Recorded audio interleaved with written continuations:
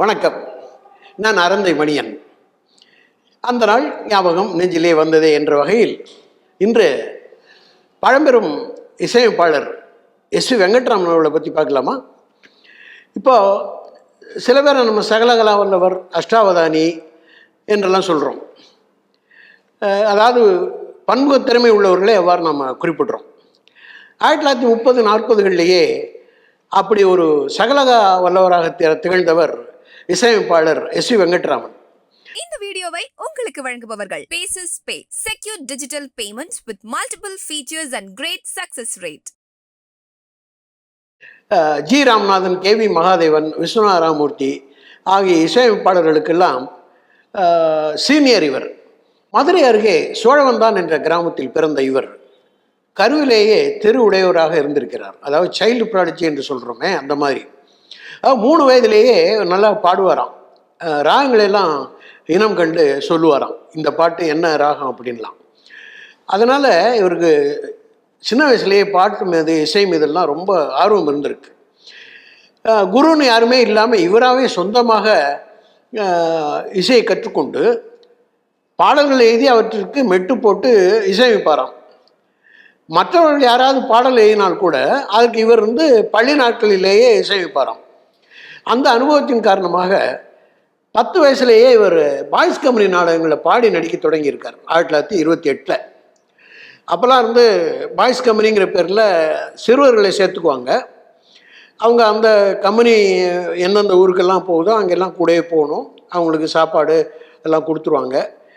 மாதம் 50 பைசா, 1 ரூபா, 2 ரூபான்னு சம்பளம் கொடுப்பாங்க. அது ராஜபாட், ஸ்ரீபாட், கள்ளப்பாட்டு அப்படின்னு பிரிவெல்லாம் உண்டு. ராஜபாட் நடிகர்களுக்கு சிறப்பு சலுகைகள்லாம் கொடுப்பாங்க, ஸ்ரீபாட்டுக்கும் சிறப்பு சலுகைகள் உண்டு. ஆனால் மற்றவங்களுக்கெல்லாம் சாப்பாடுலேயும் சில மெனுலாம் கம்மியாக இருக்கும், சம்பளமும் கம்மியாக இருக்கும். அப்படி தான் எல்லா பிரபல நடிகர்களும், பின்னாடி பிரபலமான எல்லா நடிகர்களுமே பாய்ஸ் கம்பெனியில் நடித்து அதில் புகழ் பெற்று அதற்கு பிறகு அதில் ராஜபாட் என்ற அதன் மூலமாக திரையுலகத்துக்கு வந்தவர்கள் தான். அந்த வகையில் எஸ் வி வெங்கட்ராமனும் சின்ன சின்ன வேடங்களில் முதலில் நாடகங்கள் நடித்து கொண்டிருக்கிறார். அப்போது மௌன திரைப்படங்கள் வந்த காலகட்டம். அதுக்காக இவர் அந்த படங்கள் நடிக்க வேண்டும் என்ற ஆசையில் இவர் பம்பாய்க்கு சென்று அங்கு மௌன படங்கள் நடிக்க முயற்சி செய்திருக்கிறார். ஆனால் மௌன படங்களில் பாடி நடிக்க முடியாது. அது இவருக்கு ஒரு பெரிய தோல்வியை கொடுத்தது. ஏன்னா இவர் பாடி நடித்தவர். இவரால் பாடி நடிக்காமல் இருக்க முடியல, வசனம் பேச முடியல. அதனால் இவர் அங்கே ஒன்றும் வெற்றி பெற முடியல. அதனால் திரும்ப பம்பாயிலேருந்து திரும்பி மறுபடியும் நாடகங்களில் இவர் நடிக்க தொடங்கியிருக்கார். இவர் கொஞ்சம் அப்போ வளர்ந்துட்டதுனால, இளைஞனாகிட்டனால இவருக்கு ராஜபாட்டு வேஷங்கள்லாம் கிடச்சிருக்கு. அந்த வகையில் இவர் நடித்த பிரபலமான நாடகங்கள் சதாரம், கபீர்தாஸ், பக்தராமதாஸ், பட்டினத்தார், நந்தனார், மனோகரா, கள்வர் தலைவன் ஆகியவை அவர் நடித்த நாடகங்கள். பேசும் படங்கள் வர தொடங்கிய போது பாடி நடித்த நடிகர்களுக்கு தானே அப்போல்லாம் வாய்ப்பு கிடைக்கும். அதாவது மேடையில் பிரபலமான நடிகர்களை அப்படியே படங்களில் பயன்படுத்தி கொள்வார்கள். அவர்கள் அங்கு பாடி நடித்த மாதிரியே இந்த படங்களில் நடிப்பார்கள். அந்த வகையில் வெங்கட்ராமனுக்கும் நலதமயந்தி என்ற படத்தில் கதாநாயகனாக நடிக்க 1935லேயே வாய்ப்பு கிடைத்தது. கூடவே பல படங்களிலும் நடித்து வந்தார். அத்துடன் பல மேடை நாடகங்களிலும் நடித்து வந்தார். 1936 சந்திரமோகனா அல்லது சமூக தொண்டு என்ற ஒரு படம் தயாரிப்பில் இருந்தது. அதில் வெங்கட்ராமனுக்கு தான் முதலில் கதாநாயக வேஷம் கொடுத்தார்கள். ஆனால் அதே ஆண்டில் வெளிவந்த சதி லீலாவதி என்ற படத்தில் கதாநாயகனாக நடித்த எம்.கே. ராதா அவர்கள் வெங்கட்ராமனை நான் இப்போ தான் கதாநாயகனாக நடித்த ஒரு படம் வெளிவந்திருக்கு, இந்த படத்தில் எனக்கு வில்லன் வேஷம் கொடுத்துருக்காங்க, நீங்கள் எனக்காக உங்கள் கதாநாயகன் வேஷத்தை விட்டு கொடுக்க முடியுமா என்று வேண்டி விரும்பி கேட்டுக்கொண்டாராம். அதற்காக வெங்கட்ராமன் அவருக்கு கதாநாயக வேஷத்தை விட்டு கொடுத்து விட்டு இவர் வில்லன் வேஷத்தில் நடித்தாராம். இப்படி பாருங்கள், எம்.கே. ராதா கந்தசாமி மூலியாரவங்களுடைய மகன் சதி லீலாவதி என்ற படத்தில் நடித்திருக்கிறார் கதாநாயகனாக. அதனால் இவர் வெங்கட்ராமன் பெருந்தன்மையுடன் அந்த வேடத்தை எம்.கே. ராதாவுக்கு கொடுத்து விட்டு வில்லன் வேஷத்தில் இவர் நடித்திருக்கிறார். இது முன்னதாக ஒரு முறை அவ்வாறு நடந்தது. எம்ஜிஆரும் டி.எஸ். பாலையாவும் மோகினி என்ற படத்தில் அவங்கள புக் பண்ணியிருந்தாங்க. அதில் டி.எஸ். பாலையா கதாநாயகன், எம்ஜிஆர் வில்லன். அப்போ எம்ஜிஆர் போய் டிஎஸ் பாலா கிட்ட இந்த மாதிரி நான் இப்போ தான் ராஜகுமாரிங்கிற படத்தில் கதாநாயகனாக நடிச்சிருக்கேன், இப்போ போய் நான் வில்லனாக நடித்தா நல்லா இருக்காது, நீங்கள் எனக்காக அந்த கதாநாயகன் வேஷத்தை விட்டு கொடுக்க முடியுமான்னு கேட்டாராம். டிஎஸ் பாலையா அதுக்கு ஒத்துக்கிட்டு அவர் வில்லனாக நடிச்சிருக்காரு, மோகினி படத்தில் எம்ஜிஆர் கதாநாயகனாக நடிச்சிடறான். பாருங்கள், அந்த காலத்தில் நடிகர்களுக்குள்ளே எப்படி ஒரு ஒற்றுமை, ஒரு அண்டர்ஸ்டாண்டிங், ஒரு புரிதல் இருந்திருக்கிறோம். அதே போல் S V Venkatraman villain, M K Radha கதாநாயகனாக நடித்து படப்பிடிப்பு நடந்து கொண்டிருக்கிறது. அதில் ஒரு காட்சியில் இருவரும் வாள் சண்டை போட வேண்டும். அப்படி போடும்போது வெங்கட்ராமன் தவறி கீழே விழுந்து அவருடைய கை எலும்பு முறிந்து விட்டது. அது கடைசி வரை அதை சரி செய்யவே முடியவில்லை. அதனால் அவருக்கு திரைப்படங்களில் நடிக்கும் வாய்ப்பு குறைய தொடங்கியது. நடித்தது 2 படம்தான். முதல் படம் நலதமயந்தில் கதாநாயகன், அடுத்த படத்தில் வில்லன். அந்த படத்தில் நடிக்கும்போது கை ஒடிந்த காரணத்தினால் தொடர்ந்து அவரால் திரைப்படங்களில் நடிக்க முடியவில்லை. ஆனால் நாடகங்களில் தொடர்ந்து நடித்துட்டு இருந்தார். அப்போ எம்ஆர் ராதா என்ற ஒரு நடிகர், உங்களுக்கெல்லாம் தெரியும், நடிகவேள் என்று புகழ் பெற்றவர். அவர் சொந்தமாக நாடக குழு வைத்து நடத்தி கொண்டிருந்தார். அவரும் எஸ்வி வெங்கட்ராமனும் ஏற்கனவே ஒரு நாடக குழுவில் ஒன்றாக நடித்தவர்கள், நல்ல நண்பர்கள். ஆகவே அவர் எம்ஆர் ராதா அவருடைய நாடக குழுவில் சேர்ந்து நடிக்க தொடங்கியிருக்கிறார். அத்துடன் எம்ஆர் ராதாவின் நாடகங்களுக்கு இசையும் அமைத்து கொடுத்திருக்கிறார்.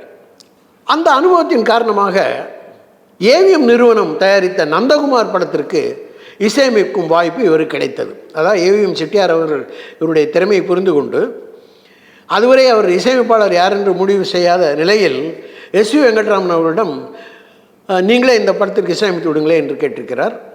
அத்துடன் அவர் அந்த படப்பிடிப்புக்கு சென்று நடிகர்களுக்கு வசனம் பேசுவது, நடிப்பதற்கு பயிற்சியும் அளித்திருக்கிறார் எஸ்வி வெங்கட்ராமன்.